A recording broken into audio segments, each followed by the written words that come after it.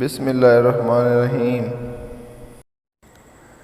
اے لوگو، اللہ کے اس احسان کو یاد کرو کہ اس نے تمہیں پیدا کیا۔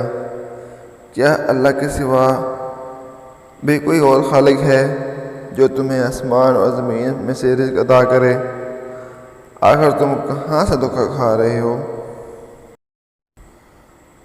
تمہارے چاہنے سے کچھ نہیں ہوتا جب تک اللہ نہ چاہے۔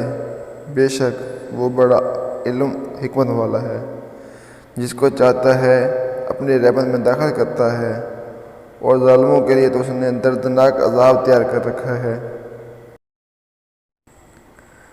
انسان جن چیزوں کا مالک بنا پھرتا ہے اس کے اصل وارث ہم ہیں، اور قیامت کے دن ہر شخص ہمارے سامنے اکیلا ہی حاضر ہوگا۔